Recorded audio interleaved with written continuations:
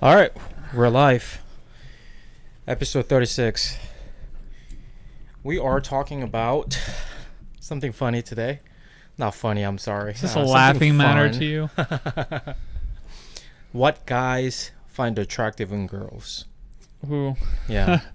We're already slipping into dangerous territory because what I Why? find attractive in a girl is probably going to be quite different than another guy. But we'll say on average what On most... average, yeah. Well, I guess we can talk about that too, right? I'm just going to say Well, most dudes have poor as shit taste, though, you know? Same to you girls out there. You guys got some fucking... icky taste. I'm tired. So you can't pay much attention to what I'm saying. I've been While you're tired. Well, I've been working on the only girl in my life, and she's a machine. My van, sweet cherry van, and she's not behaving. So the last injector won't come out. It's stuck, and it's been a full-on battle dealing with it. Pretty much. Yeah. I mean, Several it's been mornings. there for a decade at least, right? Oh yeah, Injectors? that injector has 2005. Yeah, Yeah. that injector is older than some of the listeners out there. Yeah. Our one fan. Hey, shout out to our fan in Korea, the kid. Oh yeah. Don't remember what your name was, but That's my nephew. that's racist, man. Well, he was very sweet, by the way. Yeah, thank you. Yeah. Okay, so I guess we're talking about, on average, what men Mm-hmm. like about women in a romantic attachment type, or are we talking? I mean, it doesn't have to be, things in relationships or dating, I guess, but just in general, what guys find attractive in girls, I mean, first and foremost, since the speed of light is faster than the speed of sound, your looks play a very pivotal role initially, which seems incredibly shallow. But touched on it a little bit when we did dating. Right, there was we dating. talked about it, We did relationship, something similar to it. Relationship, dating, and now this is, I guess, subset of those topics, relevant. All right. So let's just imagine a situation. I think that's gonna make it a little more easy for us, right? By the way, we didn't really talk about this prior to filming this, so on the fly. Yeah, we're doing it on the fly. But let's say we're on a first date, right? You and With a I? girl. Not you and me. I know as much as you want it. I don't want it. Whoa. But let's say we're on a first date. Okay. Because we kind of know well about what girls like or what we should do on a first date, right? Listen to him well and, be attentive. Oh yeah, it's only on the first date? You mean I can drop it after the first date? No. I've been fucking up this entire of course, time. some of those things apply to, other situations as well. But just in order to, bring up some specific things, I'm just, talking about this on a certain setting. But on a first date, we know what girls like or what girls expect us to do or behave, right? Pick up the first check. Oh man, it's getting a bit reductionist already. Okay, let's just keep going. Things of that nature. But I don't think we often talk about what guys like or what guys expect. I see what you're saying. Yeah, that's why I wanted to talk about this. Maybe it's been done before, probably, yeah. But lately, I haven't really seen any discussion about this. So that's what I thought. And that's why I thought that this could be a little interesting. Yeah. Yeah. So I'm going to start first. As much as girls like guys, be attentive and, just active listening, guys like that too, girls. We like to listen, of course, but we like, girl in front of us, be attentive as well, and make eye contact. That's another thing. Some guys, I think, I don't know on average if they prefer eye contact with making eye contact with the girls. because I know some of the guys who don't prefer making eye contact because they're shy. They don't know what to do.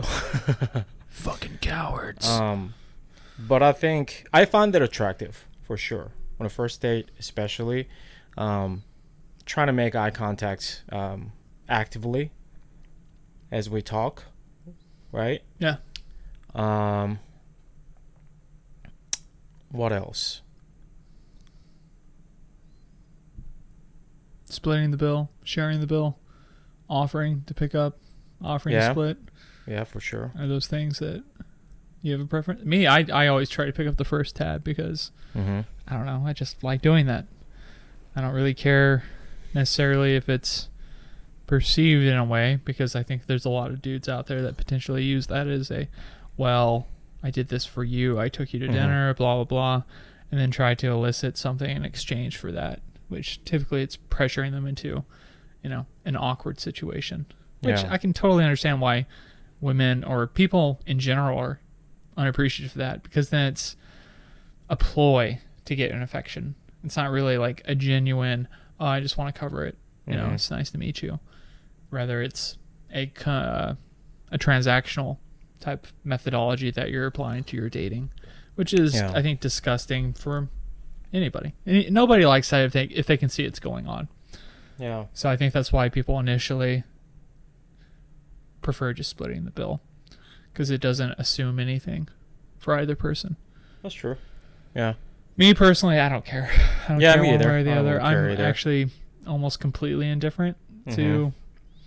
I just showing up and don't really have expectations. So I would say I'm definitely not probably the average guy in that regard. Yeah.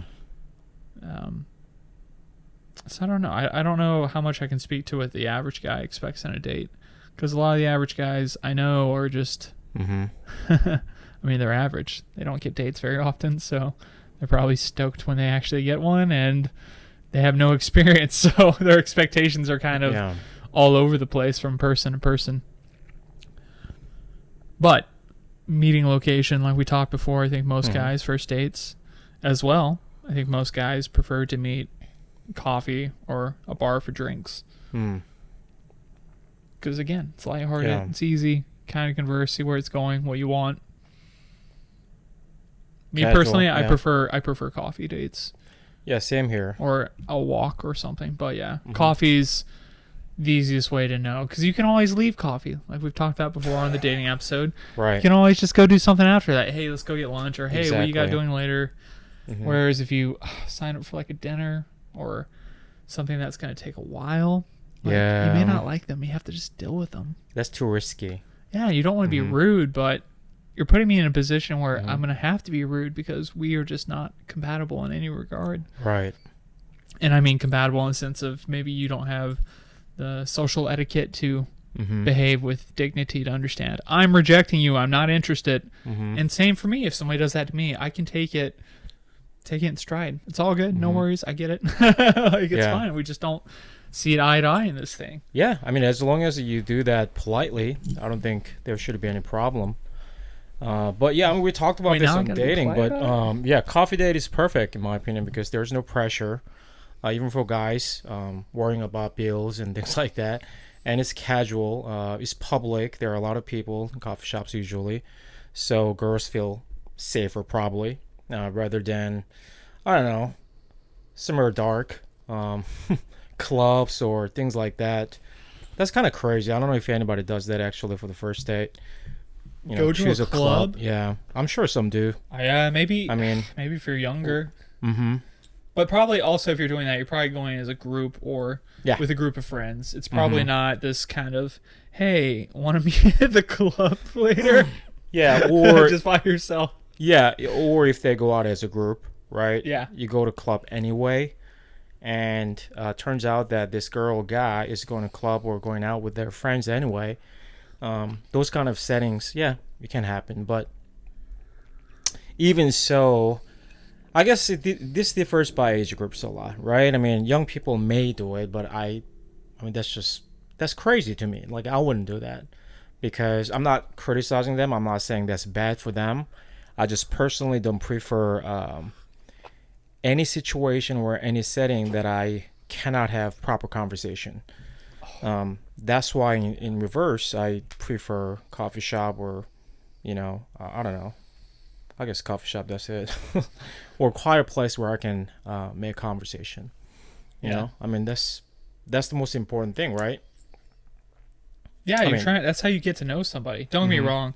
Obviously, actions are a byproduct of conversation, but typically people lead with conversation because you don't get to the action part until you have some rapport or at least some understanding to kind of put their actions to their words. Right. So, yeah, of course you want to be able to speak and talk. Not that you need to share necessarily a lot of words if you're on the same page with things, but yeah, again, the coffee shop lends itself to the ideal setting of getting to know somebody in a more intimate regard, I think. Right. Plus, you get to drink coffee. Who doesn't love coffee? Yeah. Actually, a lot of the dates I've gone on, they always get tea. Yeah, I've seen actually plenty who don't like coffee. But I mean, still, well, that's what I check actually. If the girl says that, oh, I don't like coffee, or I don't drink coffee, then I make sure that the coffee shop has some tea or other options, right? So that, we can avoid some awkward situation. Yeah. Well, how thoughtful of you using Google so effectively. Also, another thing that I like to see on a first date is, I guess, makeup and proper clothing. I mean, I've seen some girls who don't really care about that. Good for them. I mean, I don't think that's a bad thing, but I personally, I guess, don't really appreciate that. It's a first date. I make sure that I look clean and neat. I don't just go out with fucking, I don't know, gym clothes, chalk seal on your face. I don't do that. Yeah, me either. And then that's an opportunity for, any of us actually, us or guys or girls, to shine, show their style, show their, identity in a way. Shine bright like a diamond.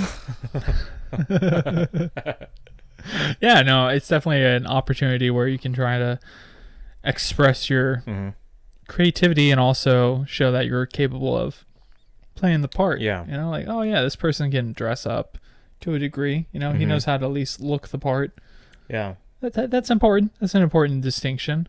I don't care how somebody shows up personally on the first date, but I do appreciate any effort that's visible, right? Yeah, of course. It's just something I can readily appreciate.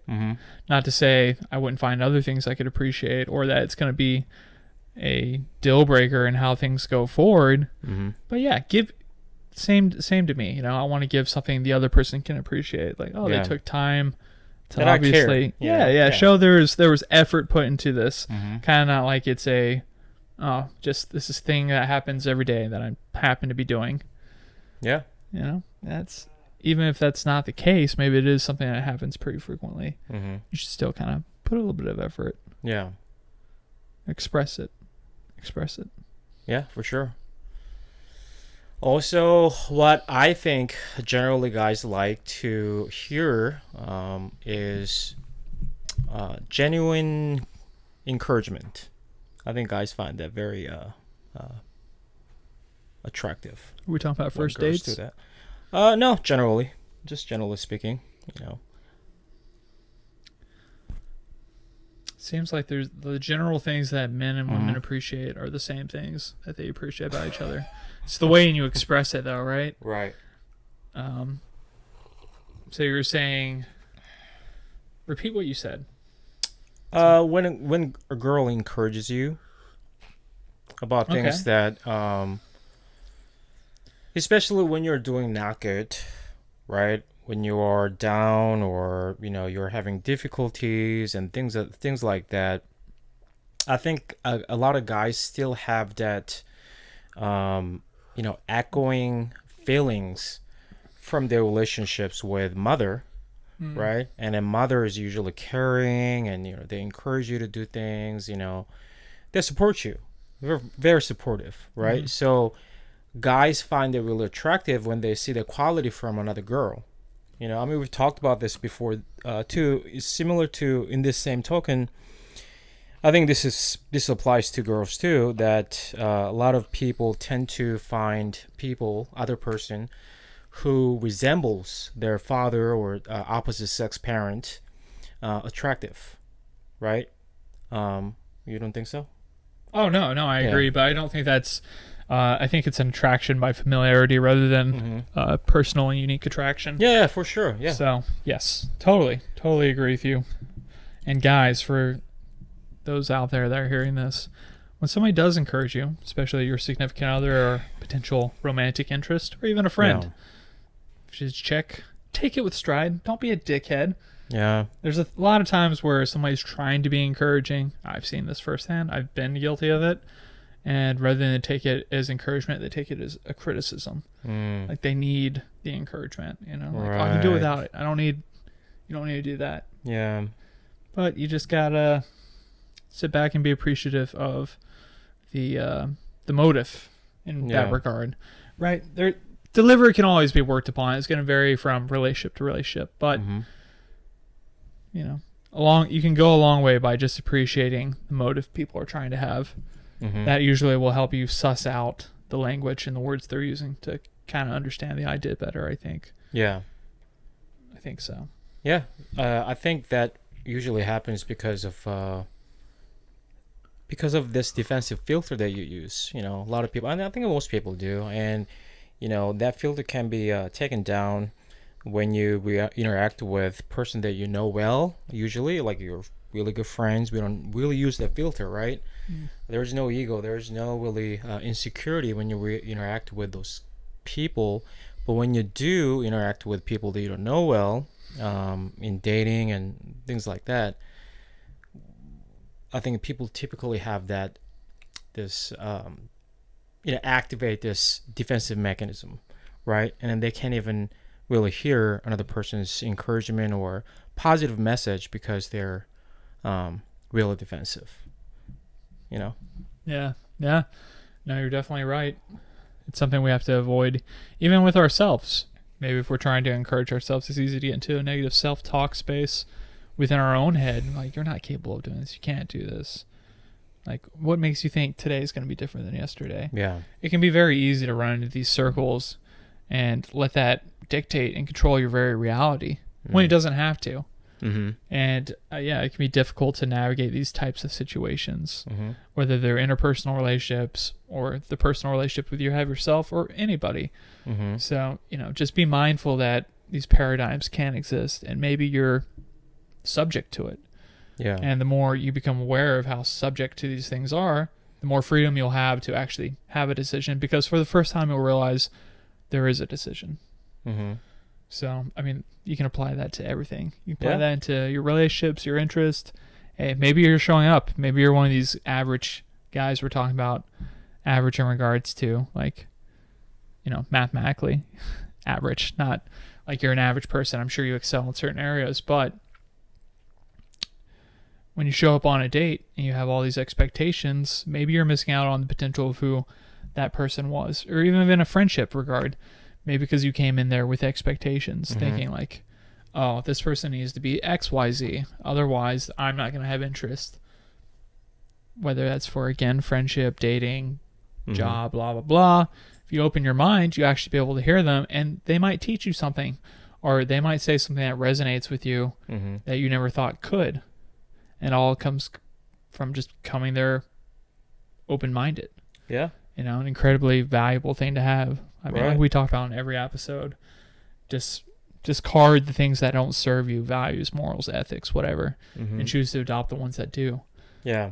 And people can teach you things, even people you strongly disagree with or you don't see any value or meaning in their life. They can teach you things. Yeah, of course. You're right. I mean, that really applies to just general relationship, right?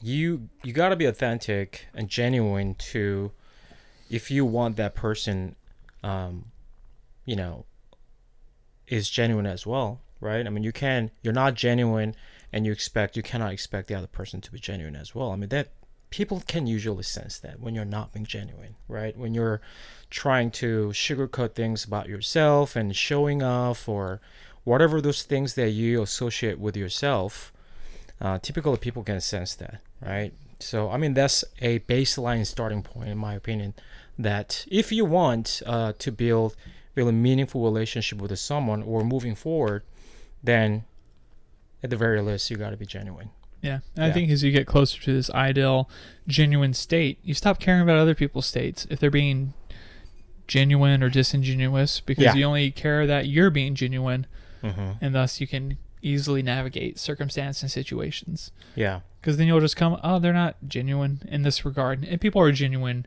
to certain degrees in different areas and avenues of their life. Of course, we can't have complete genuineness in everything. It's just, I don't think it's possible, even though if we strive for it.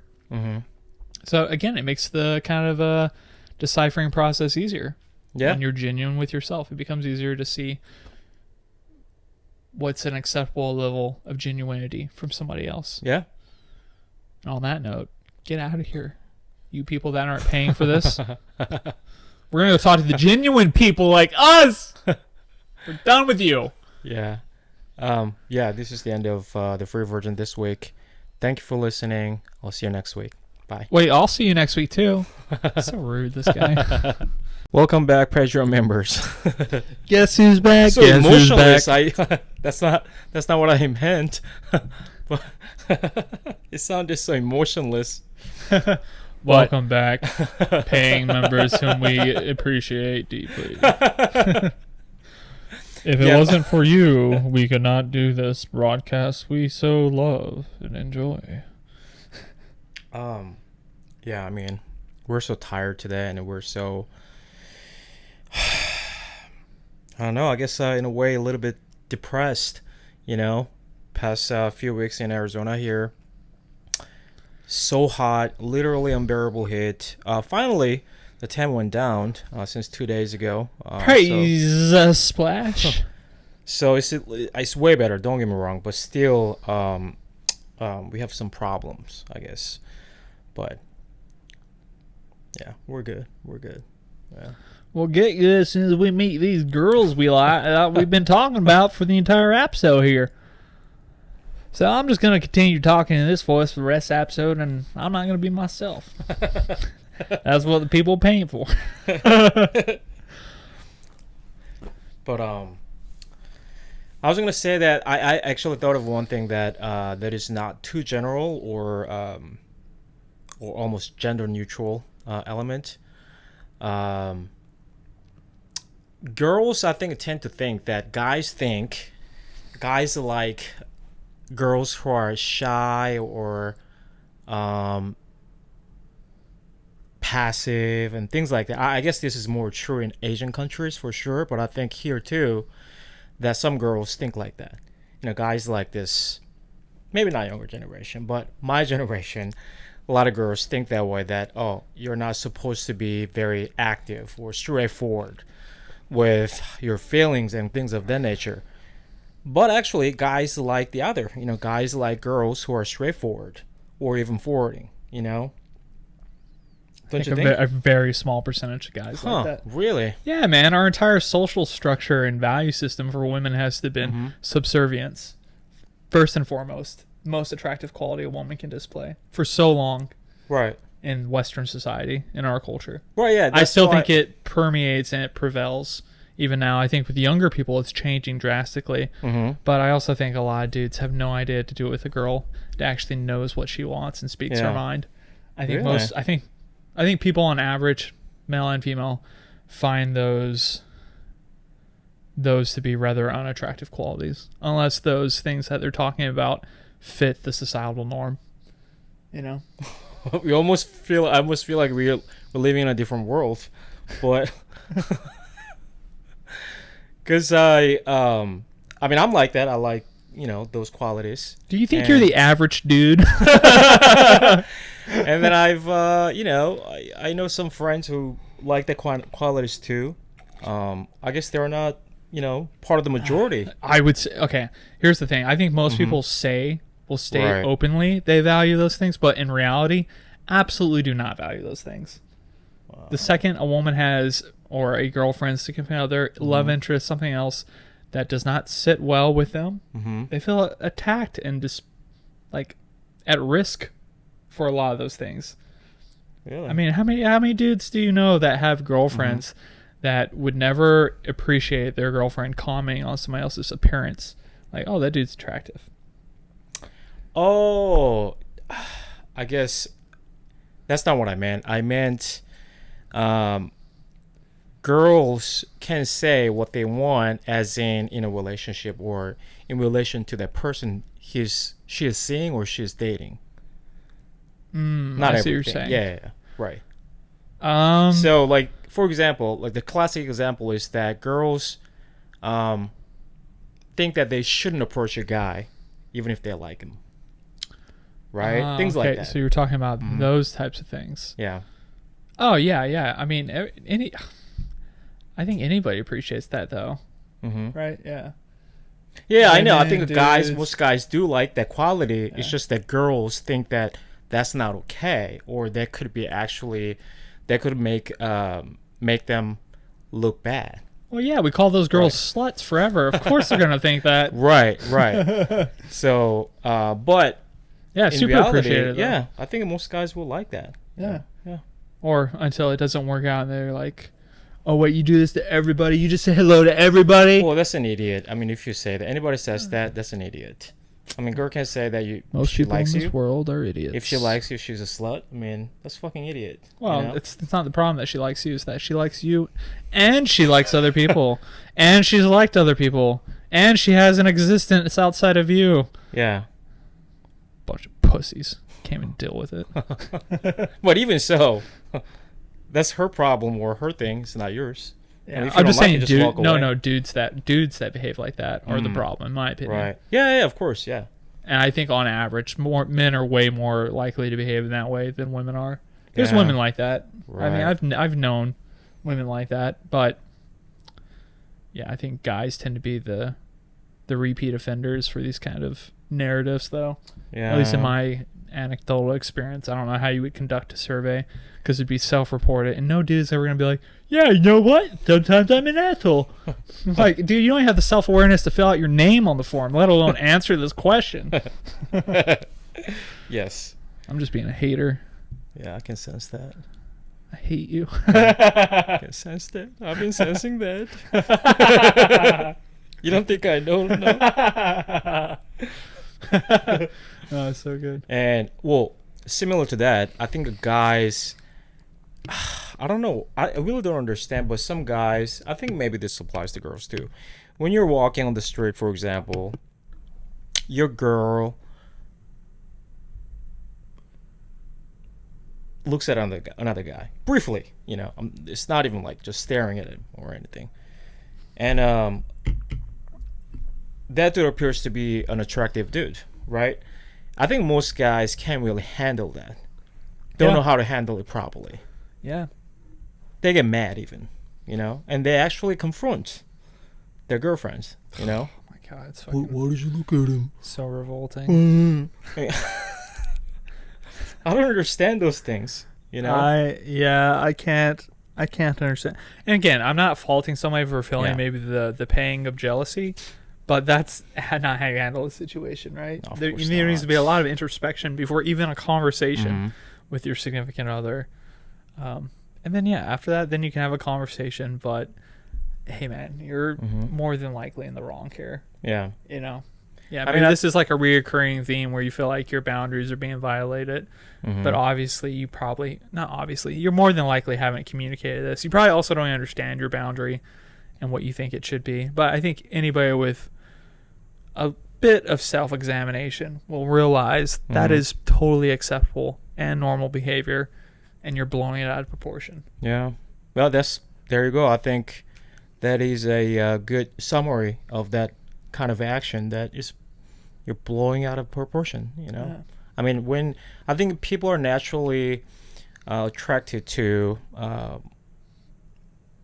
some visually pleasing things, right? I mean, we're naturally attracted to it. That doesn't mean that we like to invest our time in it, or even progress with those things. We just like to see those visually pleasant things. And that's why you guys out there listen instead of watch on YouTube.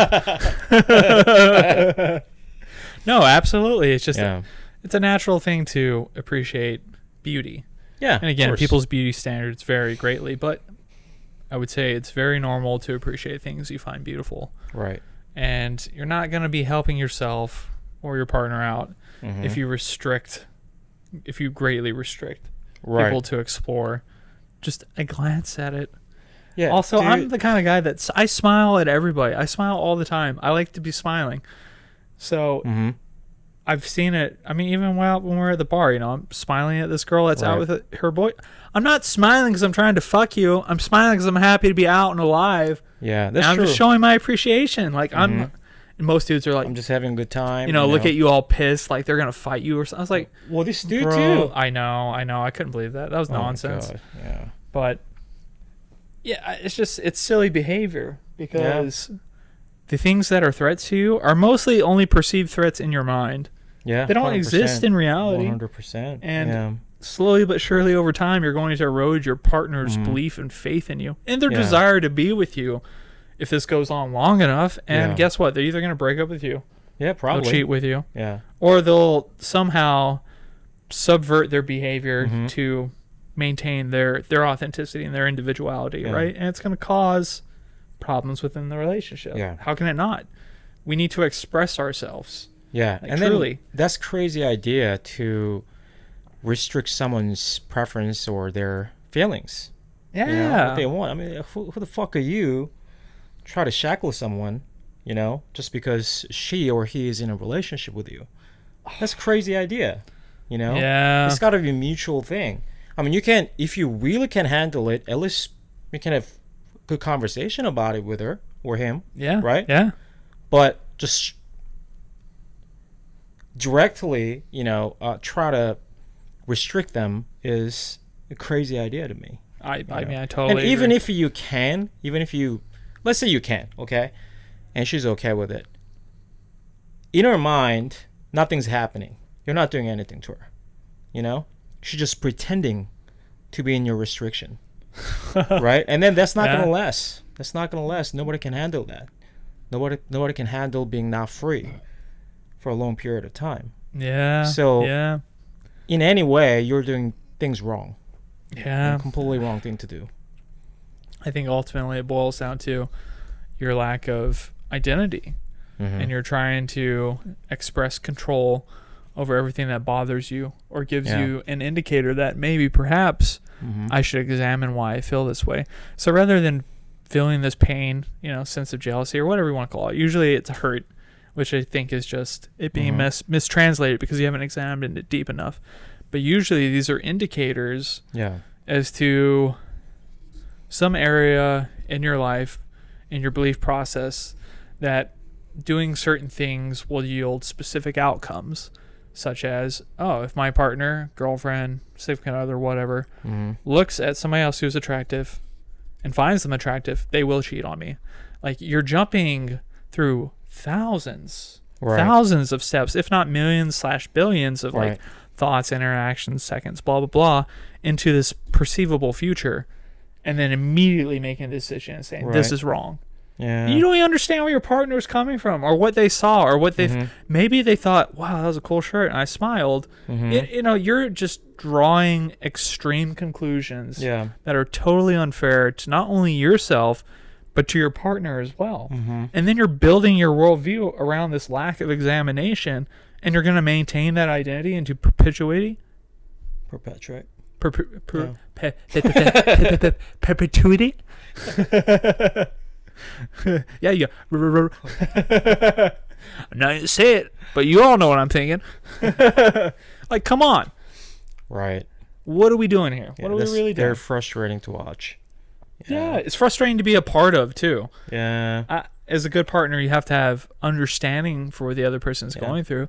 But also, I mean, when I've been in that situation, I've been like, okay, hey, this is, we have the conversation where we meet the middle ground and go from there. But there's a chalkboard in my head, and I tell them, like, I can't live. Like, if things don't change, then this isn't, we aren't compatible with each other. Yeah. So you fucking throw up that chalk mark, and then slowly or surely, like, you either erase the mark altogether or you fucking start making more marks, and then eventually it's going to end. Yeah.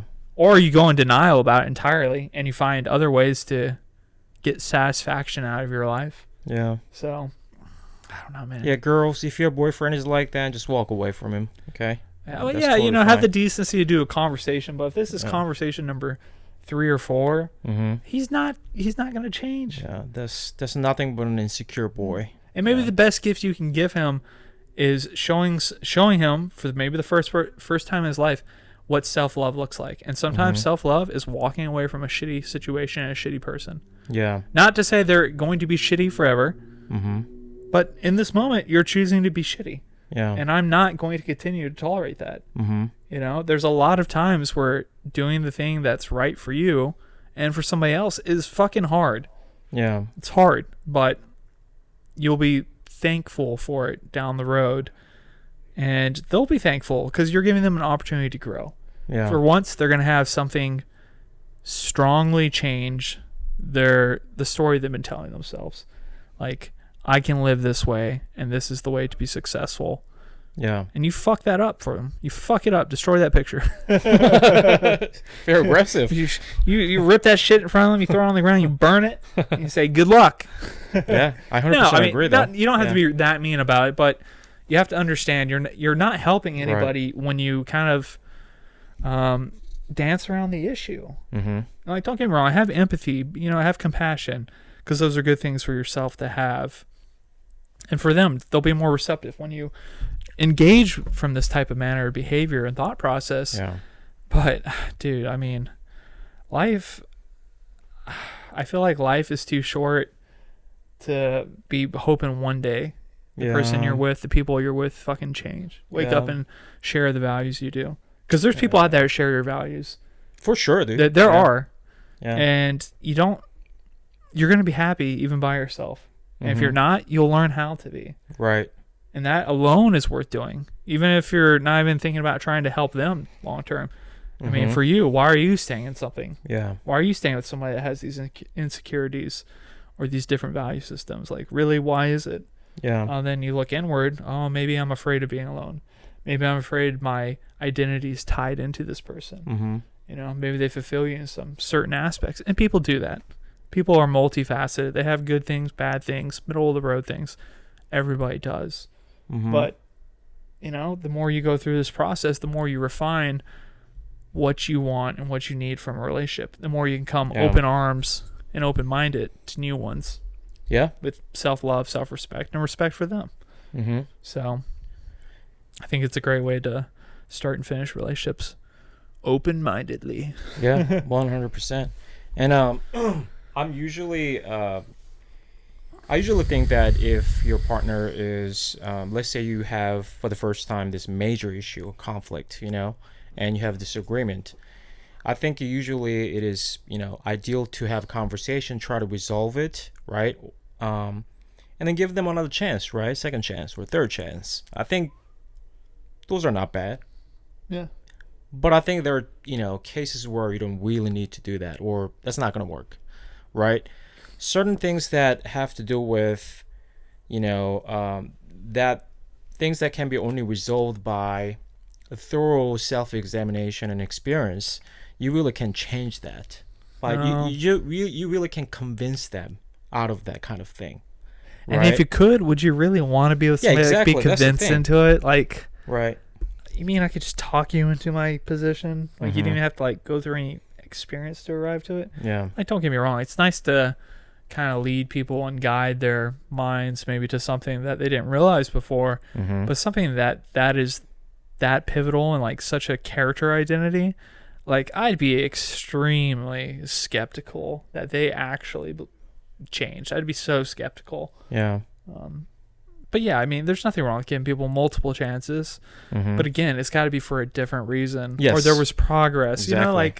Some measurable metric, more than perception. That's why it's good to write things down, keep a diary, keep a journal, to remind yourself, oh yeah, okay, oh yeah, he treats me like this all the time. No, this isn't the third time. This is like the fucking 15th time. Yeah. Oh, look at oh yeah. Oh shit, I've been being gaslit. I just didn't realize it until I go back and look, because our memories are fickle. Our emotions are strong. It's easy to misrepresent and misremember things that occurred. which is why it's awesome to have your journal or your diary to go back to, Yeah. because it was you who wrote it. Yeah. You were honest. As long as you're always honest every time you write down, you can go back and be like, oh, fuck, okay, shit, yeah. Fourth time this month he's cheated on me. Damn. He's gonna change though, Jesus, I believe. He's not gonna change. Right. But stranger thing though, we see that kind of couples a lot, right? This one person More than continues not to cheat, and the other person doesn't leave. Yeah. It's very strange. But I'm sure there's a reasonable psychological, reason for it. Yes, and I can Yeah. deeply empathize. Like, Mm-hmm. This is the thing. People exist in this kind of contradictory, paradoxical state all the time. Mm-hmm. Even though I'm saying all these things, I'm being like incredibly harsh and blunt. If I was talking to somebody going through this situation, I'd be totally empathetic. I totally understand. We've all been there for the most part in some regard. And yeah, you got to be able to kind of understand how difficult it is for somebody to leave. But you should also be encouraging. Don't pull your punches. Don't fucking lie to them about the reality and what's going on, because you're not helping them. Again, even as a friend, you're not helping them. But you also have to be using language that's acceptable so they can hear your message, right? If they're not hearing your message, then you need to do something to change it. If they're not understanding it, take it to heart. You need to alter. And again, there's going to be people that can never understand your message. Yeah. Sometimes you're only sharing the message because it's your truth. For them, it's not theirs. And you can never convince somebody of that. And again, like we just said before, even if you could, would you want to? You want them to arrive to it on their own conclusions through their own process. Yeah, you can help guide and kind of navigate, just like you're a coach or you're showing somebody exercise and all these other types of things. But at the end of the day, they have to be the one to wake up and say, I can't continue like this. Something changes today. And then they make the choice. And that is so much more valuable, because when they make the choice for themselves, they learn how to do it. It's like the whole proverb, teach a man to fish, feed him for his lifetime. Right. Right? Like, teach people how to use the tools they have so they can make the decision that's best for them. Yeah. Because they will make the best decision for them with the right tools. I truly believe that. And even if you don't feel like it was the best decision for them, for me, as long as I know they use the tools they had accessible, not that my opinion matters at all, but I can appreciate them a lot more. I have a lot more respect for somebody. And for me, that's going to be where my respect level boils down for that individual. Yeah. How much are they using introspection, critical thought, all these tools to arrive to their choices and decisions? Absolutely. Yeah. So that's what we typically try to do that when we see a girl who appears to have that kind of quality, especially in their bio and things of that nature. And when we initiate conversation about those things, I don't know why I actually started talking about this. It has nothing to do with this topic, but a lot of them don't have any opinions even about those things that they list they want to associate with. I know exactly what you're talking about. You should tell them, though. Yeah, so the other day, a few months ago, I was in Tinder. I saw this girl. This is in Thailand, right? Or no, this is before Thailand. I think so. Before Thailand, yeah. And then in her bio, she says she's an Epicurean, right? So I asked her, there's this, I don't know exactly what I asked her, but I asked her, if you're an Epicurean, I think inevitably sometimes you have to decide between, pleasure, current pleasure, and pleasure in the future. There are cases like that, right? So I asked her, as an Epicurean, how do you deal with this kind of situation? And then she didn't even know what I was asking exactly, and she didn't know anything about Epicurean. She didn't know anything about even. Yeah, it was in her bio. Yeah, it's in her bio. Yeah, that's very frustrating. I mean, I understand we all use synonyms, yeah, to try to appear more intelligent. There's nothing wrong with that, but it's a bummer when somebody misrepresents themselves trying to appear one way. And again, we all make this mistake, but it is hard. It's hard to see. People will very frequently identify as something. Yeah. In their bios in real life, but once you get to know them. Even this could be quickly, within seconds, you realize they're not the person they claim to be. Yeah. Yeah, I mean, pretension is not attractive quality at all. You know, that's fake. Yeah. You know, so I guess what was I gonna talk about? I forgot. He forget how this correlate to everything. How about we talk about some personal thing? That what do you find personally attractive in girls?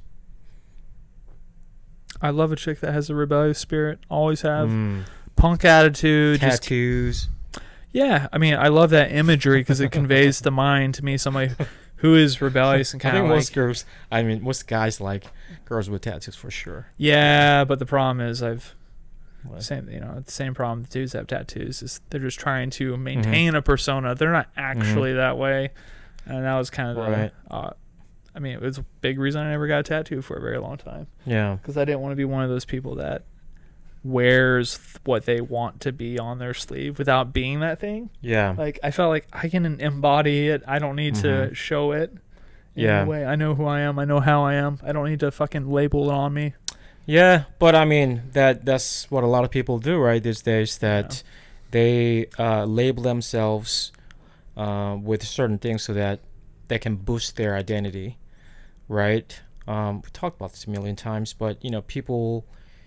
Why do people love REI, for example? You know, they go there so that they feel like, oh, I love outdoor stuff. You know, you know what I mean? Like if you own a thing from REI, like you some people even show off, you know, like, oh, you know, I have this thing, you know, you can make coffee outside, you know, but you never camp outside, and why did you buy it? You know what I mean? Yeah. Yeah, I mean, I think unfortunately as a society we've kind of we've arrived to the pinnacle of mediocrity. We believe that just simply identifying and understanding things at the base concept is mastery of it.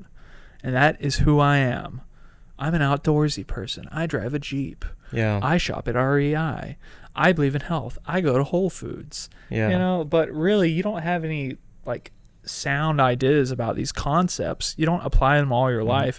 You're only doing it because you want to be perceived as this label, because that label is trendy and popular as shit right now. Yeah. But you're not that person. Would you be doing this? Nobody else was. Fuck no. You don't give a fuck about that. Yeah. You might on some kind of surface level. Yeah, I'll give you that. Maybe there's some inkling that you know there's a level of truth there and you can appreciate it.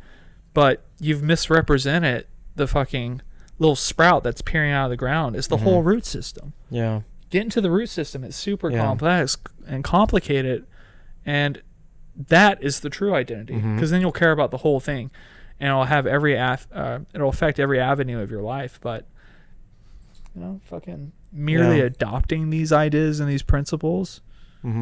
Yeah, and those pretentious qualities or false labels that you associate with yourself will never satisfy you, ever, because that's not your value. That's not something you like, or that's not something you want to pursue. Has nothing to do with your essence. Therefore, it'll never satisfy you. Yeah. So it's disservice to yourself too. It's not just to like other people as well. You know, it's just mostly it's disservice to yourself. Yeah.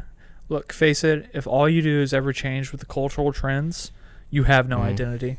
Yeah. And the cultural trends can never always be heading in the right direction. That's impossible. I'm not going to say they can't be doing it for a long time. Surely, culturally, we could be heading in the correct direction for a certain amount of time. But it can't be in every specific region. And like popular and cultural, what dominates those popular narratives cannot always be right. They just can't be. Like we just have to face the reality that just because most people support it or behind it doesn't mean it's good. Or that's right. And even if it's not good or right for you, and you didn't arrive to that truth through your own experience and thought process, then you're just putting on somebody else's mask. You're just trading one mask out for the other. You're not helping yourself. You're not helping society. You're not even contributing. You're just wearing another mask that has been gladly given to you. And that looks better than the other one. That's more popular. More people wear this one. You're going to fit in. People are going to understand you. The language you use is going to be more relatable. But it's not your language, not your mask. It's not you. And Right. you've conflated these two things. You've conflated them. Right. And that is only escalated because of the social media culture where popularity is everything, right? So people choose things, associate with things that'll make themselves popular or visible, more visible to the public, more visible to, whatever on social media, right? I think that's what social media is doing today, right? Yeah. Yeah. I mean, I'm not going to just talk about social media as certain evil force. I'm not Definitely saying not that, an evil force, but I think I'm just saying that the nature of social media is really driving this trend, or even consumerism. If anything, is this escalating, intensifying it, right? So our patrons are not like that. We know that, right? Yeah. Thank you, Patreon. And hey, look, we're all like this to some degree. We're all susceptible to this thing. We're not some gods that have arrived to this mountaintop. Sages, yeah. Fuck no, absolutely not. Like we want to head that way for sure. And again, this criticism is more of a criticism of, the lives we don't want to live. We're not critiquing, not heavily like criticizing people out there that are on this path and on this journey. Just trying to provide awareness that maybe you're one of these people on it, and maybe we're on it too in some ways. Like maybe we're still on that path. I can't deny that. But we're just trying to highlight the potential pitfalls that are out there in society and civilization for all of us, and shine a light on it so that maybe we can just become a little more aware and get the freedom of realizing this is not the natural state. This is not the truth. The capital T truth. Right. I think it's important to continue to talk about this because it's been an ongoing issue for thousands of years. I mean, under different names, right? Yeah, I don't think we'll ever escape it. Right. At least, like you said, we're not really free from it either, just because we're subject to this world and qualities and values. But at least we actively try to stay away from it. Make sure that, do we like this? Because why? Why do we like this? Why do we actually choose to do this? Yeah. You know what I mean? Like, you should actively actually continue to evaluate things around you, things that you're interested in, so that you're not gonna, fake yourself. Yeah. Right. Yeah. I mean, self-deception is the only real deception we experience. Deceiving. Because serious one. Self-deceiving is a very serious one, actually, that some people are not even aware of it. Right. So I mean, we suffer from the same level of delusion in some regards, right? Like everybody does. We all do. I mean, for example, for our Patreon members, working, right? We're trying to get things done, but we don't always plan our schedules tight enough to fit everything in, and then we run into situations where we're underprepared or we don't feel like we're executing as well we could have, right? Because we're just eluding ourselves of we only have so much time in the day. And not to say this happens every time, or say, for example, we get high at night and we don't have food. All we have is like junk food. We've set ourselves up for failure. Yeah. Nobody's like able to escape these situations entirely, but we should do our best to prevent them, or at least put in place mechanisms, behavioral or otherwise, to prevent lapsing back into this delusion. Right. That's why we continually read, continue to be introspective, continue to write, plan, schedule. It's all these things to do to not delude ourselves of the nature of reality. Right. And the limit of finite time. Right. In other words, we try to live our lives solely based on our values. Yeah. Right. That's a totally continual work in progress. Yes. Continuing process. As we said many times, truth is a moving target. It's not going to stay in the same place, because you change. We change. Yeah. We learn about new things. We grow. Most values really do not stay as it is, because your value system changes, and then those values have to change accordingly, right? They should. Right. So that's why this process is continuous process. It's not just one-time process and you're done, right? Yeah. And maybe if nothing's changed for your life in the last, year, 5 years, 10 years, whatever it is. That's a good point, yeah. Maybe it's time to sit down and really take a deep look at your values, write them out, and then try to elaborate them. Give a paragraph to every value. You value Mm-hmm. honesty. What does that mean? Elaborate on it. Yeah. And then start trying to apply that to situations and see if it holds true to every situation. If not, maybe that value needs an adjustment. And then you can do that with any number of values.